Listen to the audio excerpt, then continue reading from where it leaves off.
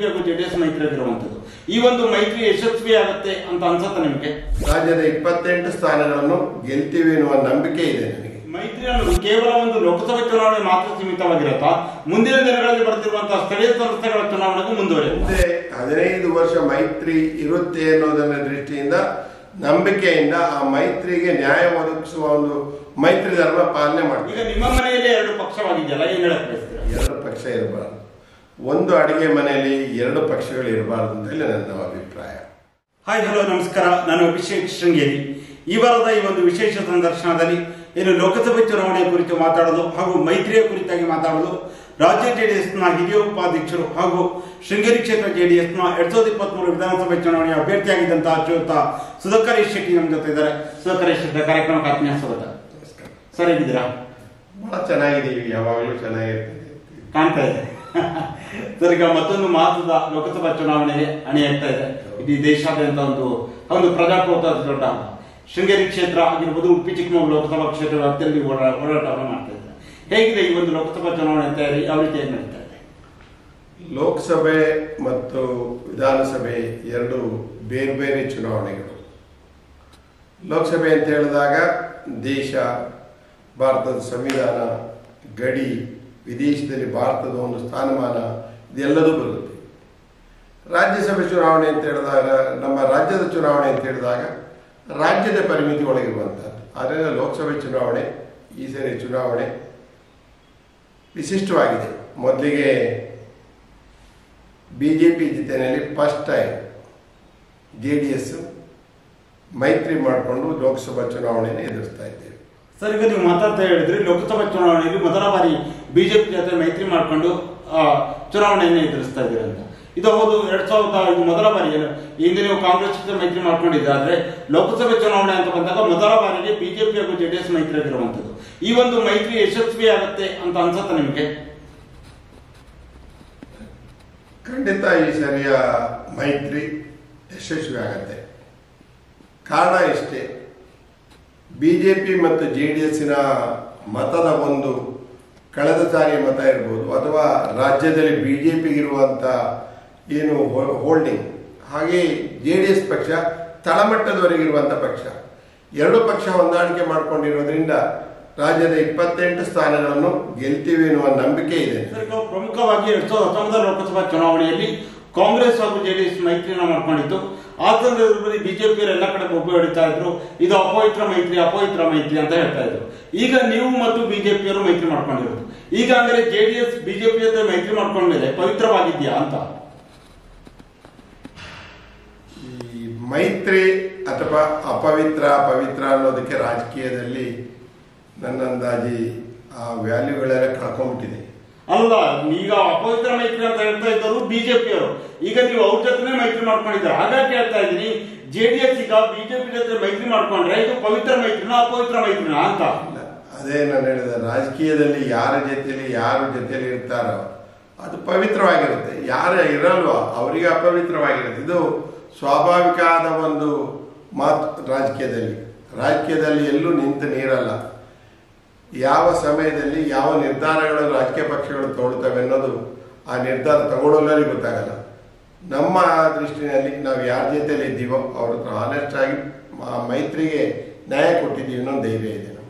Sir, ಈಗ ಪ್ರಮುಖವಾಗಿ ಈಗ ಮೇಲಿನ ಮಟ್ಟದಲ್ಲಿ ನಾಯಕರುಗಳೀಗ ಕೇಂದ್ರ ಆಗುವುದು, ರಾಜ್ಯ ಜಿಲ್ಲಾ ಮಟ್ಟದಲ್ಲಿ ಮೈತ್ರಿನ ಮಾಡ್ಕೊಂಡ್ರೆ, ಈಗ ಚುನಾವಣೆ ಅಂತ ಬಂದಾಗ ಬೂತ್ ಲೆವೆಲ್ ನಲ್ಲಿ ಈಗ ಉಡುಪಿ ಚಿಕ್ಕಮಗಳೂರು ಶೃಂಗೇರಿ ಕ್ಷೇತ್ರವನ್ನು ನಾನು ತಗೊಳ್ತೇನೆ.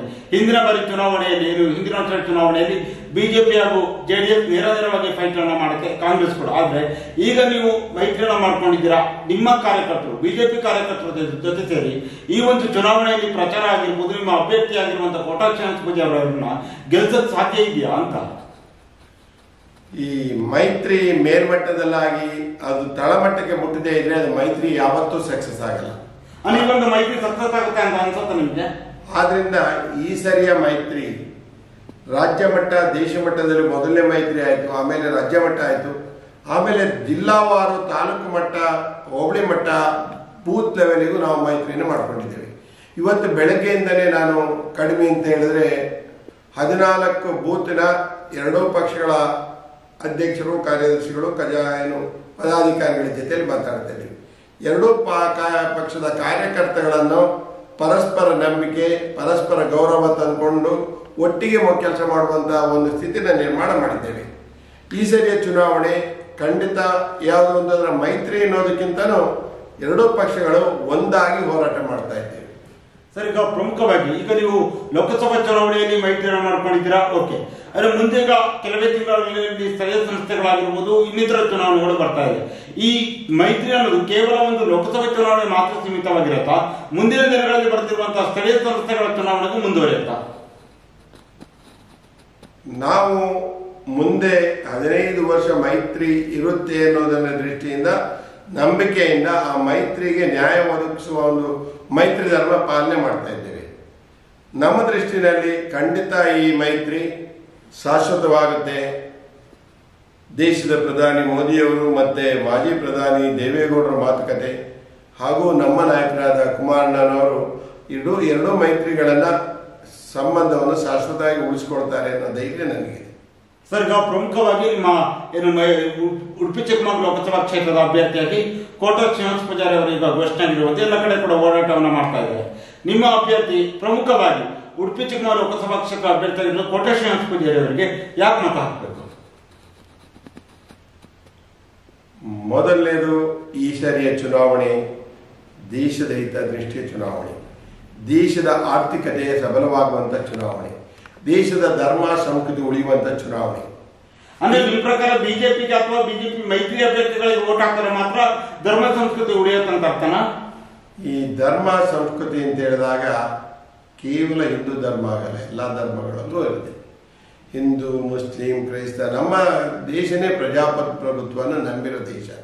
ಈ ಸರಿಯ ಚುನಾವಣೆ 90% ಜನಗಳು ಸಹ ಖಂಡಿತ ಮೋದಿ ಪರವಾಗಿ ಮತ ಚಲಾವಣೆ ಮಾಡ್ತಾರೆ. ಯಾಕೆಂದ್ರೆ ಈ ದೇಶದ ಏನು ಗಡಿ ಇರ್ಬೋದು, ಅಥವಾ ವಿದೇಶ ಇರ್ಬೋದು, ಅಥವಾ ಆರ್ಥಿಕ ಸಬಲೀಕರಣವಿರ್ಬೋದು, ಒಂದು ಜನಸಾಮಾನ್ಯನಿಗೆ ನ್ಯಾಯ ಒದಗಿಸುವಂತಹ ಹಲವಾರು ಯೋಜನೆಗಳಿರ್ಬೋದು, ಇವತ್ತು ಖಂಡಿತ ದೇಶದ ಪ್ರಧಾನಿ ಮೋದಿಯವರ ನೇತೃತ್ವದಲ್ಲಿ ಈ ಸರಿ ಚುನಾವಣೆಗೆ ಅಭೂತಪೂರ್ವ ಯಶಸ್ಸು ಸಿಗುತ್ತೆ, ಅಷ್ಟೇ ಹೇಳ್ತೇನೆ. ಈಗ ಪ್ರಮುಖವಾಗಿ ರಾಜ್ಯದಲ್ಲಿ 3 ಸ್ಥಾನಗಳನ್ನ ಈಗ ಮೈತ್ರಿ ಅಭ್ಯರ್ಥಿಗಳು ನೀವು ಜೆಡಿಎಸ್ ಪಕ್ಷಕ್ಕೆ ಈಗ ಬಿಟ್ಟುಕೊಟ್ಟಿದ್ದಾರೆ. 3 ಕಡೆ ಈಗ ಮಂಡ್ಯ ಆಗಿರ್ಬೋದು, ಹಾಸನ ಮತ್ತು ಕೋಲಾರದಲ್ಲಿ ಸ್ಪರ್ಧೆ ಮಾಡ್ತಾ ಇದ್ದಾರೆ. 3ರಲ್ಲಿ ಎಷ್ಟು ಸ್ಥಾನಗಳು ವಿಶ್ವಾಸ ಇದೆ ನಿಮಗೆ? ಮಂಡ್ಯ, ಹಾಸನ, ಕೋಲಾರ, ನಾವು ಯಾವ ಸ್ಥಾನ 3 ತಗೊಂಡಿದ್ದು 3ರಲ್ಲೂ ಜಯಗಳಿಸ್ತೀವಿ, ಯಾವುದೇ ಡೌಟ್ ಬೇಡ. ಅದು ಮಂಡ್ಯದಲ್ಲಿ ಅಂತೂ ಈ ಸರಿ ಕುಮಾರಣ್ಣವರೇ ನಿಂತಿರೋದ್ರಿಂದ ರಾಜ್ಯದ ನೀರಾವರಿ ಯೋಜನೆಗಳಿರ್ಬೋದು, ಮೂಲಭೂತ ಸೌಕರ್ಯಗಳಿರ್ಬೋದು, ಅಥವಾ ಅಭಿವೃದ್ಧಿಗೆ ಪೂರಕವಾದ ಕುಮಾರಣ್ಣವರ ಹಲವಾರು ಯೋಜನೆಗಳು ಮಂಡ್ಯದಲ್ಲಿ ಅಭೂತಪೂರ್ವ ಯಶಸ್ವಿ. 28 ಕ್ಷೇತ್ರಗಳಲ್ಲಿ ಮೊದಲನೇ ಸ್ಥಾನದಲ್ಲಿ ಹೈಯೆಸ್ಟ್ ಲೀಡಿಂಗ್ ಕುಮಾರಣ್ಣ ಬರ್ತಾರೆ. ಎರಡನೇದು ಹಾಸನ ಲೋಕಸಭಾ ಕ್ಷೇತ್ರ. ಹಾಸನ ಲೋಕಸಭಾ ಕ್ಷೇತ್ರ ಇದುವರೆಗೆ ಪ್ರಜ್ವಲ್ ಅವರು 2 ಸಾರಿನೂ ಜಯಗಳಿಸಿದ್ದಾರೆ, ಒಂದು ಸಾರಿ ಚುನಾವಣೆ. ಈ ಸರಿಯ ಚುನಾವಣೆ ಖಂಡಿತ ಅಲ್ಲಿ. ಆದ್ರೆ ಎಲ್ಲೋ ಒಂದ್ ಕಡೆ ನಿಮ್ಮ ಮೈತ್ರಿ ಅಭ್ಯರ್ಥಿಗಳಲ್ಲಿ ಒಂದು ಗೊಂದಲದ ವಾತಾವರಣ ಇರುವಂತೂ ಬಹುಶಃ ಹಾಸನದಲ್ಲೇ ಅನ್ಕೊಳ್ತೀನಿ. ಯಾಕಂದ್ರೆ ಇತ್ತೀಚೆಗೆ ರೇವಣ್ಣನವರು ಹಾಗೂ ಪ್ರಜ್ವಲಿದಂತಹ ಸಭೆಗೆ ದೇವರಾಜ ಬರ್ತಾರೆ, ದೇವರಾಜೇಗೌಡರು ಬರ್ತಾರೆ. ಅವರು ಅಲ್ಲಿಂದ ತಕ್ಷಣ ಅಲ್ಲಿಂದ ಹೋಗ್ತಾರೆ, ಇವರಿಬ್ರು ಸಭೆಯಲ್ಲಿ ನೋಡ್ಕೊಂಡು.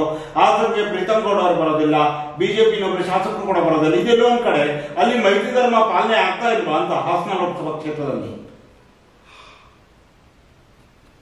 ಹಲವಾರು ಸಾರಿ ಸ್ಥಳೀಯವಾಗಿ ಪರಸ್ಪರ ಎದುರಿಸಿಕೊಂಡು ದ್ವೇಷದಲ್ಲೇ ನಾವು ಚುನಾವಣೆ ಮಾಡ್ಕೊಂಡ ರೀತಿಯಲ್ಲಿ ಇತ್ತಲ್ಲಿ.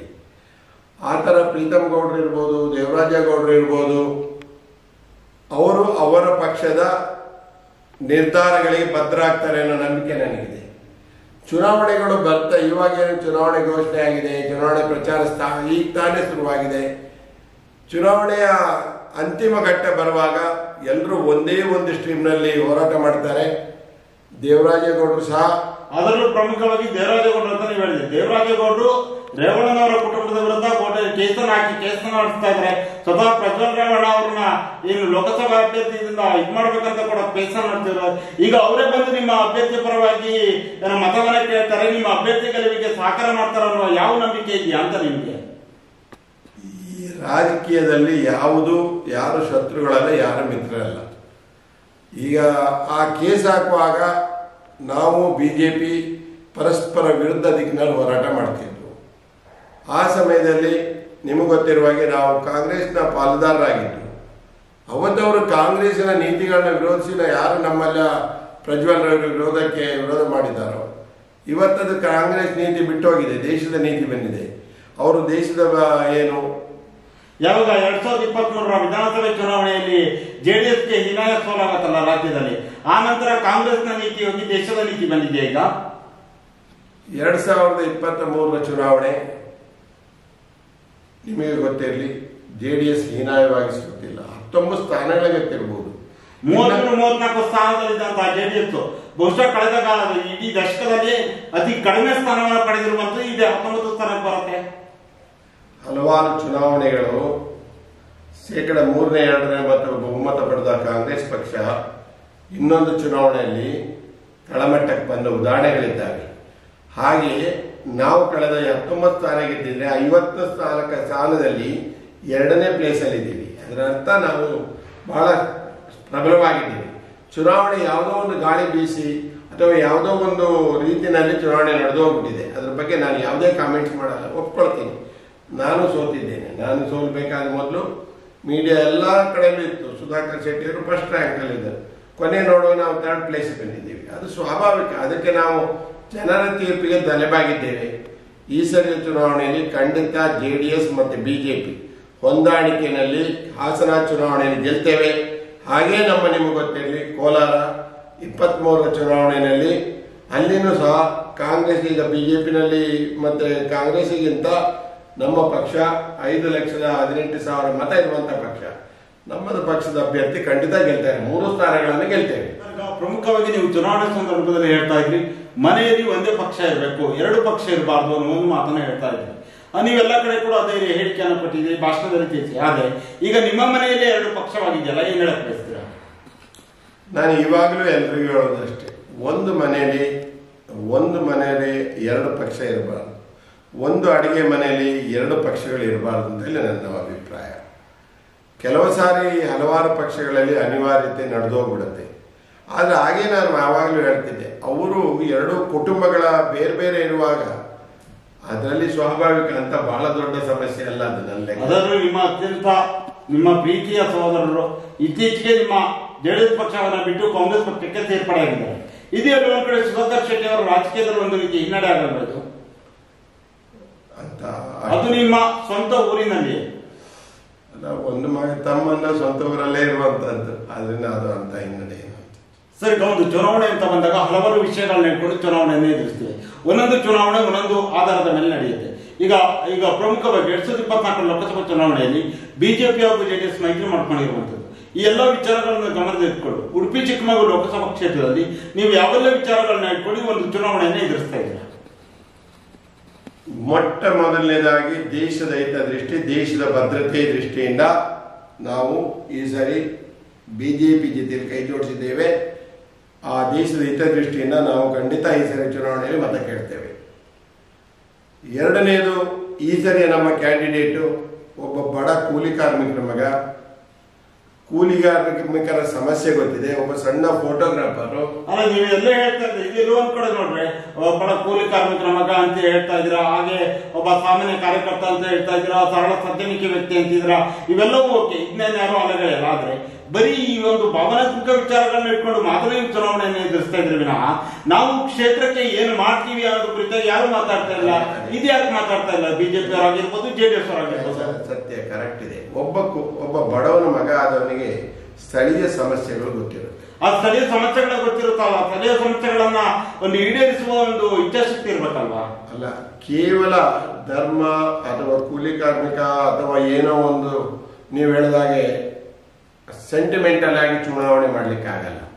ಈ ಭಾಗದ ಸಮಸ್ಯೆಗಳ ಬಗ್ಗೆನೇ ನಾನು ಮಾತಾಡ್ತಾ ಇದ್ದೇನೆ. ಯಾಕೆ ಮಾತಾಡ್ತಾ ಇದ್ದೇನೆ ಅಂದ್ರೆ, 85% ಬಡವರು, ಕೂಲಿ ಕಾರ್ಮಿಕರು, ದಲಿತರಿರುವ ಕ್ಷೇತ್ರ ಇದೆ. ಈ ಕ್ಷೇತ್ರದಲ್ಲಿರುವಂತಹ ಮೂಲಭೂತ ಸೌಕರ್ಯಗಳೇ ಇಲ್ಲ ಅಂತ ಹೇಳ್ಬೋದು. ಬಹಳ ಮಾತಾಡ್ತಾರೆ ನಮ್ಮಲ್ಲಿ, ಏನಂತ ಹೇಳಿದ್ರೆ ಹಿಂದುಳಿದವರ ಏರಿಯಾ ನೋಡಿ, ದಲಿತರ ಏರಿಯಾ ನೋಡಿ ಹೇಗಿದೆ ಅಂತೇಳಿ. ಇವತ್ತಿಗೂ ಇದು ಸ್ವಾತಂತ್ರ್ಯ ಪೂರ್ವದಲ್ಲಿದ್ದಾಗಿದೆ ಶೃಂಗೇರಿ ಕ್ಷೇತ್ರ. ಯಾವ ಪಕ್ಷ ಅಂತ ನಾನು ಯಾವುದ್ರ ಬಗ್ಗೆನೂ ಯೋಚನೆ ಮಾಡಲ್ಲ. ಯಾಕಂದ್ರೆ ನಾನು ಈ ಕ್ಷೇತ್ರದ 256 ಬೂತ್ಗಳು ಪ್ರತಿ ಮನೆ ಮನೆ ಹೋಗಿದ್ದೇನೆ. ಆದರೆ ಕೆಲವಾರು ಕ್ಷೇತ್ರಗಳು ಇನ್ನೂ ಇವತ್ತಿಗೂ ಅವರಿಗೆ ಬೇಕಾದ ಸ್ವಲ್ಪ ಬೇಕಾದ ಮೂಲಭೂತ ಸೌಕರ್ಯಗಳಿಲ್ಲ. ಅದನ್ನು ಖಂಡಿತ ಈ ಸರಿ ಚುನಾವಣೆ ಆದಮೇಲೆ, ಯಾಕಂದರೆ 26 ಯೋಜನೆಗಳು, ಕೇಂದ್ರ ಸರ್ಕಾರದ 26 ಯೋಜನೆಗಳು ತಳಮಟ್ಟಕ್ಕೆ ಮುಟ್ಟಲಿಲ್ಲ, ಅದು ಮುಟ್ಟಬೇಕಂತಿದ್ದೇನೆ. ಹಾಗೆ ರಸ್ತೆ ಸೌಲಭ್ಯಗಳು ಇವತ್ತು ನೀವು ಶೃಂಗೇರಿ ಕ್ಷೇತ್ರದಲ್ಲಿ ಅದು ಮೇಘದೋಬಳಿ ಇರ್ಬೋದು ಅಥವಾ ಮುತ್ತಿನಕೊಪ್ಪ ಇರ್ಬೋದು, ಆ ಥರ ಕಾಂಡ್ಯ ಇರ್ಬೋದು, ಹಲವಾರು ಮನೆಗಳಿಗೆ ಏನು ರಸ್ತೆ ಸಂಪರ್ಕನೇ ಇಲ್ಲ ಅಂತ ಹೇಳ್ಬೋದು. ಅದನ್ನು ಈ ಸರಿ ಮಾಡಿಕೊಡ್ತೇವೆ ಅಂತ ಹೇಳ್ತೇನೆ. ಪ್ರತಿ ಮತ್ತೆ ಉದ್ಯೋಗ ಸಿಗುವ ವಾತಾವರಣ ಆಗಬೇಕಾಗಿದೆ.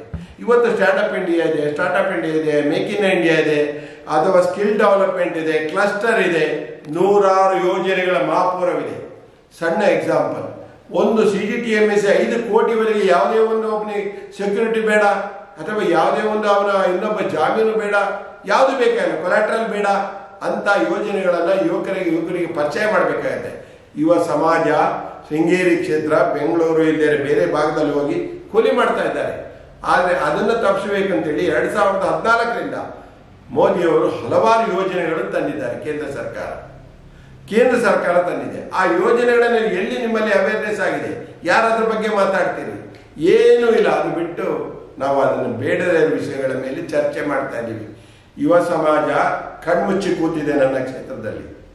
ಯುವಕರಿಗೆ ಅವ್ರದ್ದು ಉದ್ಯೋಗ, ಅವರಿಗೇನು ವಿದ್ಯಾರ್ಥಿ, ಅವರ ಡಿಗ್ರಿ ಆದಾಗ ಯಾವುದೇ ಒಂದು ಕಾಲೇಜಲ್ಲಿ ಕ್ಯಾಂಪಸ್ ಸೆಂಟರ್ ಇಲ್ಲಿರುವಂಥ ಕ್ಷೇತ್ರ ಶೃಂಗೇರಿ ಕ್ಷೇತ್ರ. ಸರ್, ಈಗ ನೀವು 2023 ವಿಧಾನಸಭೆ ಚುನಾವಣೆಯಲ್ಲಿ ಶೃಂಗೇರಿ ಕ್ಷೇತ್ರದ JDS ಅಭ್ಯರ್ಥಿಯಾಗಿ ನೀವು ಕಣಕ್ಕಿಳಿದಿದ್ದೀರಿ. ಒಂದು ಹೋರಾಟವನ್ನು ಮಾಡ್ತಾರೆ, ಸೋಲು ಗೆಲುವಿದೆ ಚುನಾವಣೆ. ಆದರೆ ಚುನಾವಣೆ ಮುಗಿದ ನಂತರ ಈ ಒಂದು ಏನು 10.5 ತಿಂಗಳ ಆಡಳಿತ ನೋಡಿದ್ರೆ ಹೇಗೆ ಅನಿಸ್ತಾ ಇದೆ? ಶೃಂಗೇರಿ ಕ್ಷೇತ್ರ ಅಭಿವೃದ್ಧಿ ಕಡೆ ಹೋಗ್ತಾ ಇದೆಯಾ, ಅಥವಾ ಏನೊಂದು 15-20 ವರ್ಷ ಹಿಂದೆ ವಾಪಸ್ ಹೋಗಿದ್ಯಾ ಅಂತ? ಶೃಂಗೇರಿ ಕ್ಷೇತ್ರ ಈ ಚುನಾವಣೆಗಿಂತ ಮೊದಲೇನಿಗಿಂತ ಚುನಾವಣೆ ಆದಮೇಲೆ ಈ ಕ್ಷೇತ್ರದ ಯಾವುದೇ ಅಭಿವೃದ್ಧಿ ಬಗ್ಗೆ ಚಿಂತನೆ ಅಥವಾ ಒಂದು ಪರಸ್ಪರ ಚರ್ಚೆಗಳ ವಿಷಯನೇ ಇಲ್ಲ ಅಂತ ಹೇಳ್ತೇನೆ. ಇವತ್ತು ರಸ್ತೆಗಳು ನೀವು ನೋಡ್ತೀರಿ, ಶೃಂಗೇರಿಯಿಂದ ಬರುವಾಗ ಆ ಬ್ರಿಡ್ಜ್ಗೆ ಹೋಗಿ, ಅಥವಾ ಈ ಕಡೆ ಬಂದಾಗ ಹೆಗ್ಗಾರಕೊಡಿಗೆ ರಸ್ತೆ ಇರ್ಬೋದು, ಆ ಕಡೆ ಬಂದಾಗ ನೀವು ಇದನ್ನ ನೋಡಿದ್ರೆ ಮಡಬೂರು ರಸ್ತೆ ಇರ್ಬೋದು, ಎಲ್ಲ ರಸ್ತೆಗಳ ಪರಿಸ್ಥಿತಿ ಚಿಂತಾಜನಕವಿದೆ. ಯಾವ ಮನೆಗಳಿಗೆ ಕಾಡಿನ ಇವತ್ತೇನಾಗಿದೆ, ಅವರು 100 ವರ್ಷಗಳಿಂದ ಮನೆ ಕಟ್ಕೊಳ್ತಾ ಇರುವಂಥ ಜಾಗಗಳೆಲ್ಲ ಅರಣ್ಯ ಇಲಾಖೆಗೆಲ್ಲ ಸಂಪೂರ್ಣ ವಶಪಡಿಸ್ಕೊಂಡ್ಬಿಟ್ಟಿದೆ. ಬಡವರಿಗೆ ವ್ಯವಸ್ಥೆನೇ ಇಲ್ಲ. ಮೂಲಭೂತ ಸೌಕರ್ಯ JJM ಅಂತ ಹೇಳ್ತೇವೆ. JJMನ ಉದ್ದೇಶ ಏನು? ಪ್ರತಿಯೊಂದು ಮನೆಗೂ ಶುದ್ಧವಾದ ನೀರು ಕೊಡಬೇಕಂತ. ಎಲ್ಲಿ ಮಾಡಿದ್ದೀರಿ? ಶೃಂಗೇರಿ ಕ್ಷೇತ್ರ JJM ನಿಂತೋಗಿದೆ. ಕಾರಣ ಏನಕ್ಕೆ ಅಂದರೆ ಮನೆಗೆ ಬರುವಂಥ ಒಂದು ವ್ಯವಸ್ಥೆಗೆ ಬೆಳೀತಿರುವ ಖರ್ಚು ಹೆಚ್ಚಿಗೆ ಅಂತೇಳಿ ಅದು ನಿಲ್ಲಿಸಿದ್ದಾರೆ. ಅದ್ರ ಬಗ್ಗೆ ಎಲ್ಲಿ ಮಾತಾಡಿದ್ದೀರಿ ನೀವು? ಸರ್, ಈಗ ಪ್ರಮುಖವಾಗಿ ಈಗ ನೀವು ಶೃಂಗೇರಿ ಕ್ಷೇತ್ರ ಬಗ್ಗೆ ನಾನು ನೇರವಾಗಿ ಕೇಳ್ತೀನಿ. ಶೃಂಗೇರಿ ಕ್ಷೇತ್ರದ ಶಾಸಕರ ಕಳೆದ 5+ ಈಗ ಒಂದು 11 ತಿಂಗಳು, 5 ವರ್ಷ 11 ತಿಂಗಳ ಆಡಳಿತ ನಿಮಗೆ ಖುಷಿ ತಂದಿದ್ಯಾ ಇಲ್ವಾ? ನಾನು ಶೃಂಗೇರಿ ಕ್ಷೇತ್ರದ ಅಭಿವೃದ್ಧಿ ಬಗ್ಗೆ ಯೋಚನೆ ಮಾಡಿದಾಗ, ಯುವ ಸಮಾಜದ ಬಗ್ಗೆ ಯೋಚನೆ ಮಾಡಿದಾಗ, ಏನು ದಲಿತ ವರ್ಗ ಮತ್ತೆ ಕೂಲಿ ಕಾರ್ಮಿಕರ ವರ್ಗ ನೋಡಿದಾಗ ಇಲ್ಲಿಯ ಬಗ್ಗೆ ನಾನು ಏನು ಮಾತನಾಡದೇ ಇರೋದೇ ಒಳ್ಳೆಯದು ಅಂತ ಯೋಚನೆ ಮಾಡಿದ್ದೆ. ಯಾಕಂದ್ರೆ ಕಾರಣ ಏನು ಅಂತ ಯಾಕೋ ನನಗೂ ಭ್ರಮ ನಿರಸನವಾಗಿದೆ. ನಾನು ಯಾಕೆ ಈ ಥರ ಆಗಿದೆ? ಒಬ್ಬರು ಕ್ಷೇತ್ರ ಯಾರೇ ಅದನ್ನ ರೆಪ್ರೆಸೆಂಟ್ ಮಾಡಿರ್ಬೋದು. ನೀವು ಬೆಂಗಳೂರಿನಲ್ಲಿ ನೋಡ್ತಿದ್ದೀರಿ, ದೊಡ್ಡ ದೊಡ್ಡ MLAಗಳ ಜೊತೆಗೆ ದೊಡ್ಡ ಕ್ಷೇತ್ರಗಳನ್ನು ನೋಡ್ತಾ ಇದ್ದೀರಿ. ಯಾಕೆ ಆ ಯೋಜನೆಗಳನ್ನು ನಿಮಗೆ ತರಲಿಕ್ಕೆ ಆಗಿಲ್ಲ ಅಂತ ನಾನು ಕೇಳ್ತೇನೆ. ಅದನ್ನು ನಾನು ಯಾರ ಬಗ್ಗೆನೂ ಕಾಮೆಂಟ್ ಮಾಡೋದಿಲ್ಲ. ಶೃಂಗೇರಿ ಕ್ಷೇತ್ರದ ಈಗಿನ ಶಾಸಕರಾಗಲಿ ಹಿಂದಿನ ಶಾಸಕರಲ್ಲ. ಆದರೆ ಈ ಕ್ಷೇತ್ರಕ್ಕೆ ಬರಬೇಕಾದ ಯಾವ ಸೌಕರ್ಯನೂ ಬಂದಿಲ್ಲ ಅಂತ ಹೇಳ್ತೇನೆ. ವಿಶೇಷವಾಗಿ ಮಹಿಳೆಯರು ಈ ಕ್ಷೇತ್ರದಲ್ಲಿ ಮಹಿಳಾ ಉದ್ಯಮಗಳೇ ಇಲ್ಲ ಅಂತ ಹೇಳ್ಬೋದು. ಮಹಿಳೆಯರುವಂಥ ಒಂದು ಪಾತ್ರ, ನೀವು ಮಹಿಳೆಯರ ಬಗ್ಗೆ ಬೇರೆ 100 ಯೋಜನೆ ಕೊಟ್ಟಿದ್ದೀರಿ. ಅವರೇ ಆದ ಸ್ವಂತ ಕಾಲ ಮೇಲೆ ನಿಲ್ಲುವಂಥ ಯಾವ ಯೋಜನೆಗಳನ್ನು ಪರಿಚಯ ಮಾಡಿದ್ದೀರಿ? ಯಾರು ಪರಿಚಯನೇ ಮಾಡಿಲ್ಲ. ಆದರೆ ನಿಮಗೆ ಗೊತ್ತೇ ಇಲ್ಲ, ಅದರಲ್ಲಿ ವಿಷಯನೇ ಅರ್ಥ ಆಗ್ತಾ ಇಲ್ಲ. ಯಾಕೆಂದರೆ ನಿಮಗೆ ಗೊತ್ತಿರಲಿ, ಕುಮಾರಸ್ವಾಮಿ ಅವರ ಗೌರ್ಮೆಂಟಲ್ಲಿ ನಾನು ಆಗ ಚೇಂಬರ್ ಆಫ್ ಕಾಮರ್ಸ್ ಅಧ್ಯಕ್ಷನಾಗಿದ್ದೆ. ವುಮೆನ್ ಎಂಟರ್ಪ್ರೈನರ್ಸ್ಗೆ 50 ಲಕ್ಷ ರೂಪಾಯಿಗಳ ಒಂದು 4% ಬಡ್ಡಿಗೆ ಇಟ್ಟಿದ್ರು. ಆಗ ನಾನು ಒಂದೇ ಒಂದು ಮಾತಾಡಿದ್ದೆ, ನೋಡಿ 50 ಲಕ್ಷದಲ್ಲಿ ಏನು ಮಾಡಲಿಕ್ಕಾಗಲ್ಲ, 2 ಕೋಟಿವರೆಗಾದರೂ ಅವರಿಗೆ ಮೂಲ ಸೌಲಭ್ಯ ಬರುವಂಥ ವ್ಯವಸ್ಥೆ ಆಗಬೇಕು ಅಂತ. ಅದಾದಮೇಲೆ ವುಮೆನ್ ಎಂಟರ್ಪ್ರೈಸಸ್ಗೆ 2 ಕೋಟಿವರೆಗೆ KSFCಯಿಂದ ಸಾಲ ಸಿಗುವಂಥ ವ್ಯವಸ್ಥೆ ಆಯಿತು. 5 ಕೋಟಿವರೆಗೆ 4 ಲಕ್ಷ ರೂಪಾಯಿವರೆಗೆ 4% ಸಾಲ ಸಿಗುವಂಥ ವ್ಯವಸ್ಥೆ ಆಯಿತು. ಎಷ್ಟು ಇಂಡಸ್ಟ್ರಿಯವರಿಗೆ ಇದು ಬಂದಿದೆ, ಎಷ್ಟು ವುಮೆನ್ ಎಂಟರ್ಪ್ರೈಸ್ ಬಂದಿದ್ದಾರೆ, ಎಷ್ಟು ಒಂದು ಗಾರ್ಮೆಂಟ್ಸ್ಗಳು ಬಂದಿದೆ, ಎಷ್ಟು ಕ್ಲಸ್ಟರ್ಗಳು ಬಂದಿದೆ, ಯಾವುದೂ ಬಂದಿಲ್ಲ. ಒಂದು ಕ್ಲಸ್ಟರ್ ಕೇಂದ್ರ ಸರ್ಕಾರದ ಯೋಜನೆ, ಅವರಿಗೆ 15 ಕೋಟಿವರೆಗೆ ಬೈದ್ರೆ 1,50,00,000 ಅವರ ಇನ್ವೆಸ್ಟ್ಮೆಂಟ್ ಇದ್ರೆ ಸಾಕು ಒಂದು ಕ್ಲಸ್ಟರ್ಲಿ 13.5 ಕೋಟಿ ಸಬ್ಸಿಡಿ ಸಿಗುತ್ತೆ. ಯಾವ ಯೋಜನೆಯೂ ಈ ಕ್ಷೇತ್ರಕ್ಕೆ ಬರಲಿಲ್ಲ. ಈ ಕ್ಷೇತ್ರದ ಇದುವರೆಗಿನ ಅಭಿವೃದ್ಧಿ ಬಗ್ಗೆ ಯೋಚನೆ ಮಾಡುವಾಗ ಜನಪ್ರತಿನಿಧಿಗಳಾಗಿದ್ದಾರೆ. ಅದನ್ನು ನಾವೆಲ್ಲ ಯೋಚನೆ ಮಾಡಬೇಕಾಗಿದೆ. ಇದುವರೆಗೆ ಒಂದು ಸಂದರ್ಶನದಲ್ಲಿ ಭಾಗವಹಿಸಿ ಏನು ಲೋಕಸಭಾ ಚುನಾವಣೆ ತಯಾರಿಯಾಗಿರ್ಬೋದು, ಹಾಗೆ ನಿಮ್ಮ ಮೈತ್ರಿ ಕುರಿತಾಗಿ ಹಾಗೂ ನಿಮ್ಮ ಅಭ್ಯರ್ಥಿ ಹಾಗೂ ಕೇಂದ್ರ ಸರ್ಕಾರದ ಯೋಜನೆ ಈ ಎಲ್ಲ ವಿಚಾರಗಳ ಕುರಿತಾಗಿ ಸುದೀರ್ಘವಾದ ಚರ್ಚೆಯಲ್ಲಿ ಭಾಗವಹಿಸಿದ್ದಕ್ಕೆ ನಮ್ಮ ಸೇರಿ ಸಮಾಚಾರ ತಂಡದ ವತಿಯಿಂದ ನಿಮಗೆ ಹೃತ್ಪೂರ್ವಕ ಧನ್ಯವಾದಗಳು. ನಿಮಗೂ ಧನ್ಯವಾದಗಳು ಸರ್. ನೋಡಿದ್ರೊಳಗೆ ವೀಕ್ಷಕರೇ, ಇದು ರಾಜ್ಯ ಜೆಡಿಎಸ್ನ ಹಿರಿಯ ಉಪಾಧ್ಯಕ್ಷರು ಹಾಗೆಯೇ ಶೃಂಗೇರಿ ಕ್ಷೇತ್ರ ಜೆಡಿಎಸ್ನ 2023 ವಿಧಾನಸಭೆ ಚುನಾವಣೆಯ ಏನು ಅಭ್ಯರ್ಥಿಯಾಗಿದ್ದಂತಹ ಸುಧಾಕರ್ ಶೆಟ್ಟಿ ಅವರ ಜೊತೆಗಿನ ವಿಶೇಷ ಸಂದರ್ಶನ. ಮುಂದಿನ ವಾರ ಇನ್ನೊಬ್ಬ ವಿಶೇಷ ಅತಿಥಿಯ ಜೊತೆ ನಿಮ್ಮ ಮುಂದೆ ಬರುತ್ತೇನೆ. ನಮಸ್ಕಾರ.